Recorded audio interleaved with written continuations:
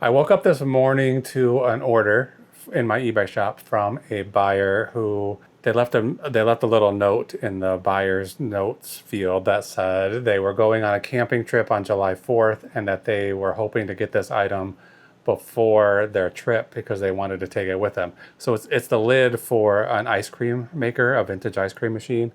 And this is a machine that I parted out and I'm just selling, each of the individual parts. Anyway, today is Friday, June 27th. So they're asking to get this by July 3rd, which is basically basically 3 to 4 business days. So it's a pretty tight time frame, and I normally do ship on Saturdays, but I don't have to. Like, according to eBay, next day shipping, which is what I offer, is if it's Friday and you buy something, it's probably not going to ship until Monday. But I could see this was a first time buyer. They just created their account on eBay today and I wanted them to have a good experience. So I already had packages out on the porch waiting for my carrier to pick up. And it was about, I would say, 9:30. She usually comes sometime between 10 and 12, maybe as early as 9:45 sometimes. I'm usually not here. I'm usually at work when she comes. That's why I do porch pickups, so that I can go to work in my day job. But I can see her on my security cameras. So I have a sort of a vague idea of what time she gets here, and I was worried that I wasn't going to be able to get this order out in time. But I did pack it up. I put it out on the porch. I was able to get it out for her. I think I got it out only about 10 minutes before the carrier arrived. So it was cutting it close. So I guess there's 2 lessons. Like, if you need something by a certain date, you should probably buy it sooner, especially if you're buying a used item on eBay. Most eBay sellers are like me, just people trying to run a small business out of their garage or their shed or their basement or whatever, their spare bedroom in their apartment. And they don't necessarily have the ability to just pack stuff up and ship it immediately. So that's one lesson. The other lesson is, it's not always bad to go a little bit above and beyond for a buyer. Like, I could have easily just said, I'm going to ship this Monday, and if you get it, good. If you don't get it, that's fine too. But I wanted her to get it, and still no guarantees that it's going to arrive on time. I have no control over what the post office does once I get these packages into their hands. But I did get it out. Hopefully it will arrive. There's no way of knowing. But I messaged the buyer and basically told her the story. I'm doing my best to get it to you, but I can't guarantee that it will be there. And then she responded, wow, thank you so much. What great customer service. So hopefully that turns into a lifelong eBay buyer. I don't have the kind of a shop where I expect a return customer, so I wouldn't expect her to come back and buy more from me, but maybe she will buy more on eBay in the future. So anyway, I just wanted to tell that story. I did film that packing, even though it's not much. And I'm going to cut it in later when I'm working on packing, which I'm gonna start doing right now. Okay, we're back and we're just about ready to pack, but first I'm going to add yesterday's sales to the tally board here. Like I said, today's Friday, so these are the sales from Thursday, and there were only 2. I only filmed one yesterday. That was a pair of jeans, if I recall. A pair of Levi 501 XXs. I guess those are good, even though it did take quite a long time to sell those, almost probably a year and a half. But then after I finished that video, I got another order for a pair of Chuck Taylors, just plain black Converse shoes. I bought those for $3 and I sold them for 33. I got them in October. I listed them on October 23rd of 2024, and it took this long to sell. So how long is that? 8 to 9 months. Pretty long time. I thought they would sell quickly. They were brand new shoes still in the box. Anyway, after fees and shipping and everything, I made $26.18 on those shoes. So the one, I mean, we only had a $21 sale before that. Add another $28. Yesterday's total ended up being $47.92. So not a great day, but at least having that one extra sale, made it a little bit better. But right now we're gonna start with the most complicated thing of today's orders, which is this set of plates. These are Kate Spade plates, designed by Kate Spade for Lennox. I don't know if these are discontinued. A lot of the ones that I have were discontinued. So this is a set of 3 plates. I would have paid about $1.10 a piece for these, so $3.33 cost of goods, and I sold them for $35.99. Let's see what kind of scrap cardboard I have. I like to put a piece or two of cardboard in the middle of these plates, and then bubble wrap as well to try to protect them from scratching each other. So yeah, only $35. These aren't the most valuable plates I've ever sold, but they might as well be treated with the same respect as if I sold them for $200. So I'm gonna put 2 layers of bubble here, put this on top, get another sheet, and then the 3rd plate. These plates are a little bit deep, so I'm doubling up that cardboard to make it as thick as the depth of the plate. Now I have some stretch wrap. I'm gonna stretch this all together as tight as I can so these plates don't move against each other at all once they're being shipped. I've shipped quite a few plates this way, sets of plates, and they have done well. I haven't had any reports of broken dishware, and maybe I've sold 100 sets of plates like this, maybe 80, I don't know how many, but a good amount. I'm gonna do a couple of wraps the other direction just for the sake of it, and then I might wrap this in cardboard. Like I said, it's only $35. The worst thing that would happen is 1 or 2 of these plates gets broken in shipping and I'd have to refund the money. I could afford $35 if I needed to, but I'd like them to get shipped properly. I want them to arrive safely. I bought all of these boxes specifically for plates, and the intention was dinner plates, and these are smaller kind of salad plates. But my other option, let's see, how big is this? Yeah, I mean, these plates are 11, they're over 10 inches. I could put it in a 12 by 12 by 12 box and have essentially 2 inches around each side, and then trim that box down to a reasonable height, but this will be a little safer. I mean, the basic idea is to keep the fragile item as far away from the edge of the box as you can, because you don't want somebody dropping this box on the side or running into it with a forklift, and the fragile item is right at the edge. The forklift fork goes right into the side of it. So in this case, I'm going to see what cardboard I have. I do have this. This should be 12 by 12 by 12. I might quickly double box these. Turn this into a box, a shallower box. This was something I caught. What did I sell in this? I sold a fishing stool the other day, and I needed to use 2 of these 12 boxes, and I just cut one of them in half to make a cap to go on top of the full box, and then I had this one left over, so we might as well use it right now. So that'll be good. This is my box resizer. You can adjust the height of this, and then it has this wheel that puts perforations in the box. And then you just have to go in and cut these flaps and hope that it works out. Okay, that's good. Drop this right in here. That's turned out to be the exact right height.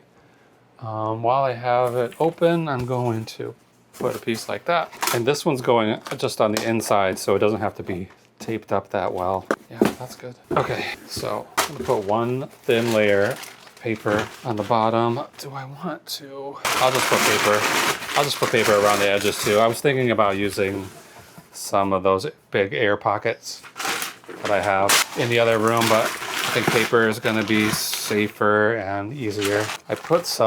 When I put that package out this morning, it's been real hot here in Chicago, probably everywhere.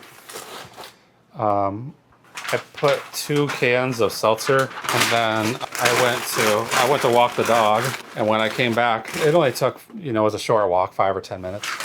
When I came back, that seltzer was already not cold anymore, down to room temperature.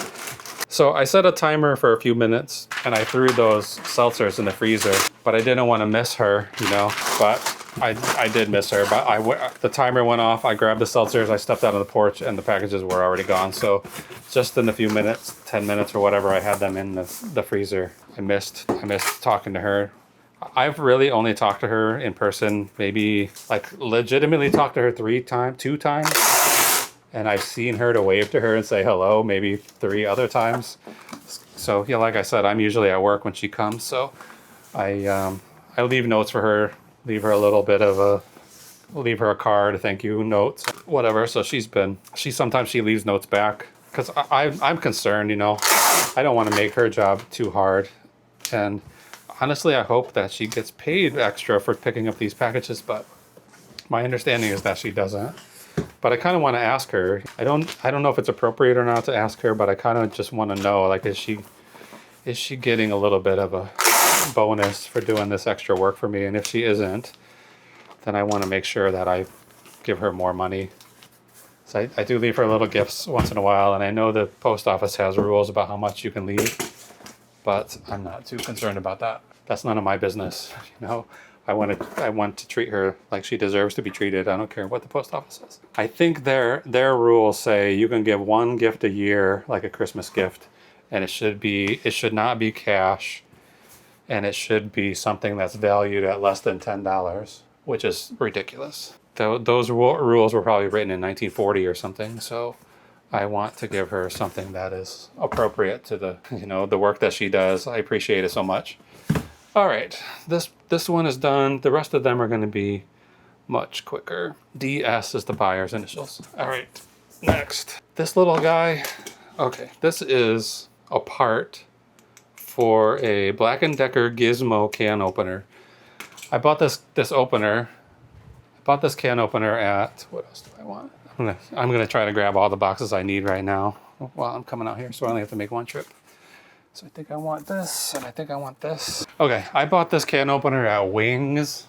It's a resale shop. I think there's 6 or 8 of them around here, maybe 4 or 5. I'm not sure. I've only ever been to 1, and that's pretty rare to go to. It's not really conveniently located for me, but I did go to this one, and I bought a handful of things, and then this can opener. I think it's a kind of can opener that you set on the can and you turn it on and it just rotates around, hands-free, I believe. Anyway, I bought it, and they said it had no price tag on it, so I asked, how much is this?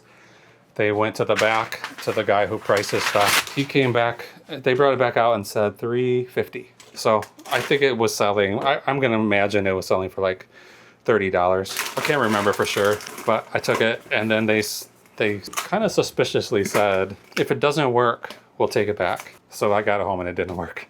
So I don't know if they knew it didn't work or if they just suspected it didn't work or what, but I ended up just taking this part off. This is like the blade that actually cuts through the can, and sold it separately. I figured this is the sort of thing that somebody needs a part for. I know how big this is, 6 by 5 by 5. And so I didn't sell it for much, $9.99 plus shipping. I paid $3.50 for it. We're only going to make $2.50 or $3 on this probably by the time we paid for fees and everything. But I will be getting my money back at least. JK, and I'm not having to drive all the way back to that resale shop to return it. Is this the lid? Yeah, this is it. It's a little small lid for an ice cream machine, a vintage ice cream machine. I bought the whole machine.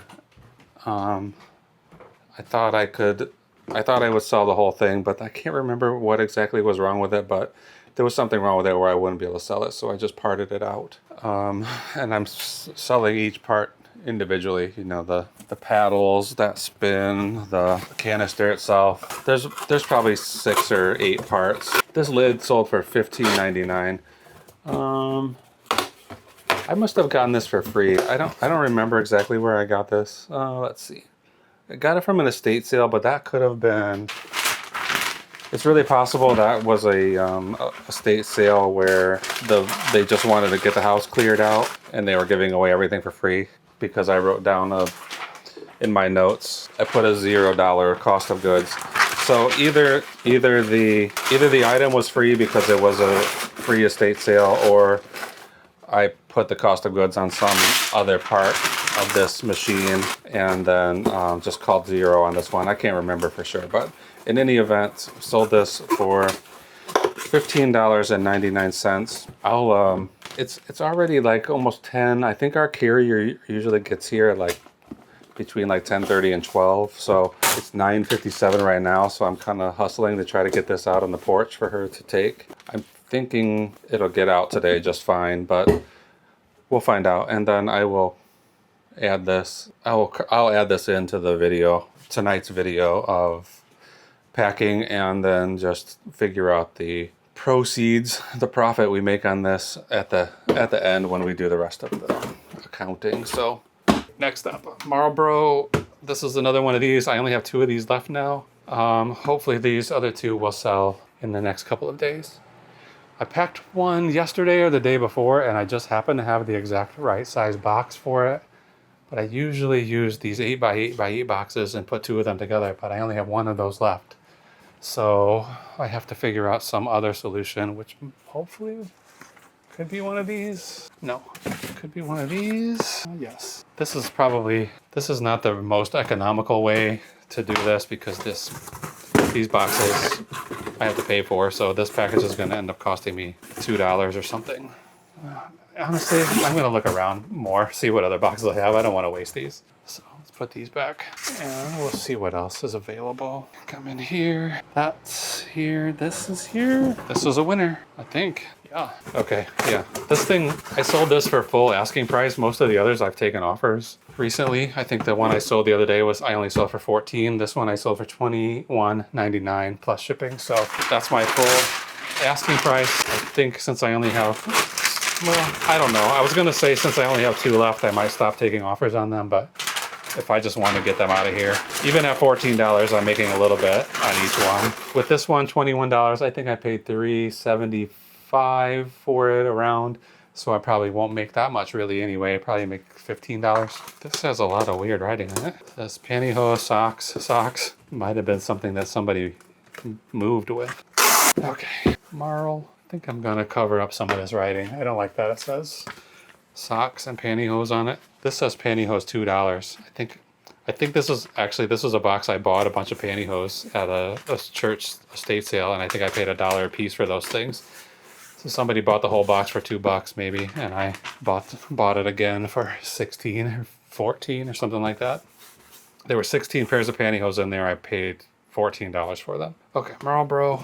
How much is this weigh? Not much. 1.9. It's 12 by 10 by 10. And I will put these out tomorrow, even though they don't have to go until Monday. This is going to Washington State or Washington, D.C. No, Washington, North Carolina. All right, that one's done. Okay, 2 more. This is another pair of jeans. I'm not going to take these out. They are Adriano Goldschmied, the Hero. Relaxed fit jeans, 36 by what? 36 by 34.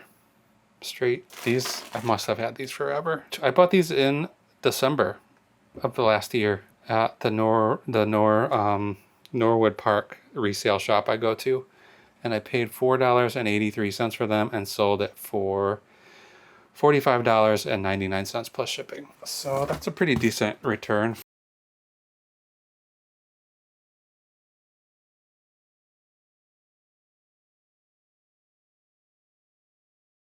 Basically 10 times, close to 10 times. They're $45. I think that's good enough to warrant a box instead of a Mylar bag, whatever you call those bags, poly bag. I don't really have a cut and dry reason why I choose a box over a bag. I don't really like using those bags that much, but if something was only $9 or under $20, maybe I would use the bag instead. Save myself a little bit of money and possibly a little weight on the shipping. Okay, jeans. This is 2 pounds. 13 by 11 by 3, and these are going to BB. Okay, final order of the night. As we stand, it is what, 9:15 right now. We have until 2 a.m. If any sales come in, I'll pack them in the morning. Okay, this is a beach ball, Care Bears beach ball. It was so hard to blow up. It probably took me an hour and a half. I was blowing and blowing and blowing, and then I went and got a little air little thing for blowing up a portable bed, inflatable bed, and I used that to blow it up so that I could take a picture of it. And I have had a lot of interest in this, but I don't know why it took so long to sell, because so many people were asking questions about it. I started a sale event today. I figured it's coming towards the end of the month. I'd kind of like to boost my numbers a little before the month is over. So I put a 20 or 25% off sale on everything that's older than 90 days in my store. And that sale will run until July 4th.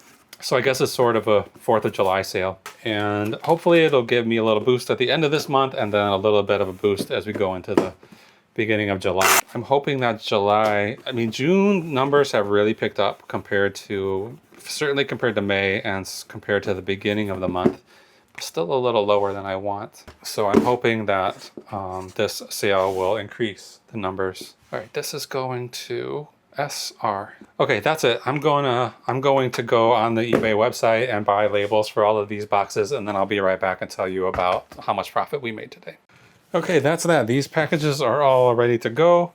These plates I'm going to end up taking to FedEx because the size is a little bit too big, and I was going to have to pay considerably more than the buyer paid for shipping on this. So those will go to FedEx, and the others will go out on the porch tomorrow for my carrier. So let's go right here to my spreadsheet, and we'll go through how much profit we made on each of these items. So the 3 plates after fees and everything, we're at $26.29. The Black & Decker Gizmo, the part for the can opener, $6.45. The ice cream maker lid that hopefully you saw, if I figured out how to edit in right, was $15.70 profit. The Coleman cooler, the Marl Bro jug, $15.11. The pair of jeans, $34.95, and the Care Bears beach ball, only $7.55. So total profit for today at 9:23 p.m. is $106.05. That gives us an average profit per day during the month of June of $115.87. We're hoping this number goes up, and an average profit per sale of $27.44. Okay, that's it for tonight. Thanks for watching. We'll be back tomorrow. We'll either be doing a packing video or maybe a listing and photography video.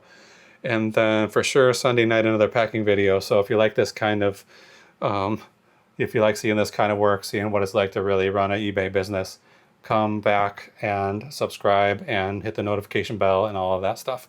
So thanks a lot for watching. We'll see you again soon. Bye.